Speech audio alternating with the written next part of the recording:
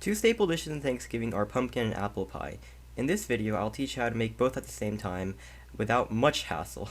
Really sorry for the lack of uploads, I just didn't have any motivation and there were a lot of breaks, so I kept on putting off editing this video. First thing you want to do is measure out 2¼ cups of flour and a tablespoon of sugar into a large bowl.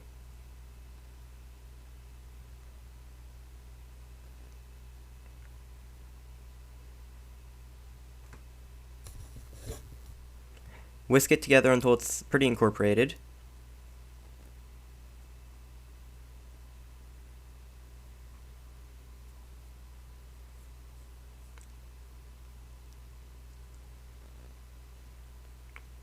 Now you want to microwave a whole stick of unsalted butter for a bit until it's softened but not melted. This will just make it easier to mix it into the pie crust. You don't want to completely melt it or else the pie crust won't be that good. Just slice it into cubes and then throw it into the bowl with all your flour. And I'll use gloves to mix it. You don't really have to, but I don't like getting my fingers all dirty.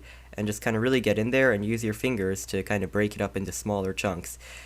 Small chunks are good because that gives the pie crust nice layers and crunch to it, but big chunks are just not good, and too small chunks just make the pie crust not really flaky at all and just make it a solid brick.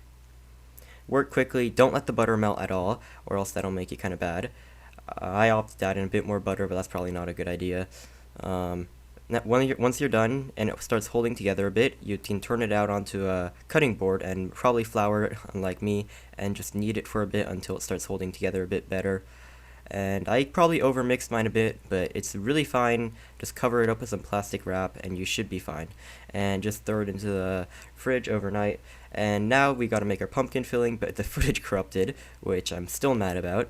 Just put everything in the screen right down to a food processor and you should have it pretty well. And now I'm just rolling out the pie crust. I divided it into two. You should divide yours into three. This is a really big oversight that I made, and I came back to regret it later. So roll out the 3 pieces of divided pie crust onto on a rolling sheet with a ton of flour, or else it'll just stick and kind of make it all shredded up. And roll it out to around the diameter of your pie crust, and just kind of scrape it off of the plate and just kind of lay it onto the pie crust. And just keep on doing. You do the same thing for every piece of crust.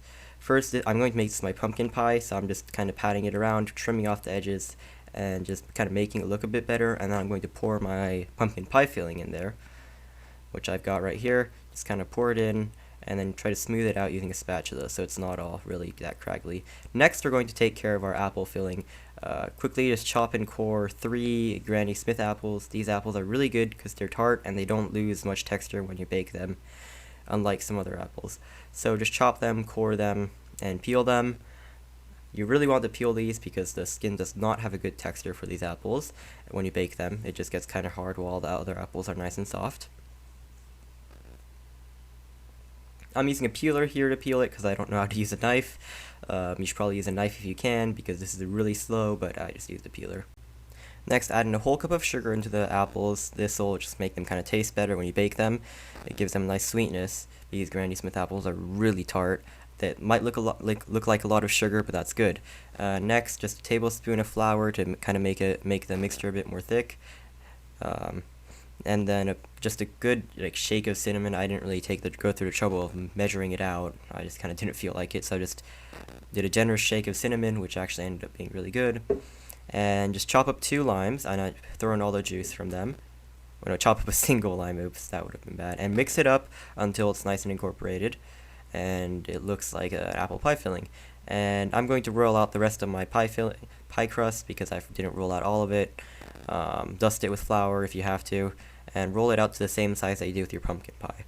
I'm taping on the edges of the cutting board so it doesn't slide everywhere because that can be really annoying. And I'm just going to roll it out until it has a nice diameter, and then kind of tear off the edges because I forgot to divide it into 3, which I kind of had to do. And here's where I kind of made a mistake. I let the dough melt, but that's probably fine. It just makes it taste a bit more flat. I dust a spatula with flour and scrape it off of the cutting board because I didn't flour the cutting board enough. Didn't really cause that many issues. So I probably made this a bit too thick, but it's really fine. You don't really notice it. So drape it over your second pie crust, and then throw it, and then just patch up all the holes there because I didn't do mine that well. and I'm throwing it as much of the filling that can fit. I actually made way too much filling, but this is really easy to use. You can probably make half of the amount that I made. So just roll out the other pie crust that you have and then drape it on top. I messed up here because since the pie crust was so ripped up, even when I rolled it out, it was still kind of really weak. So when I put it into the oven, it got all kind of messed up. But next, I just kind of pinched all the gaps shut, and I beat egg to do the egg wash, which makes the top nice and golden. So I'm just taking a brush and brushing pretty liberally with egg all over the top of the crust. Then I'm taking a knife and cutting some vents on top, and throw these both in the oven. Bake both of these pies at around 350 Fahrenheit. Bake the apple pie for around 40 minutes, and the pumpkin pie until the top is set and it's not really jiggling much and the crust is browned.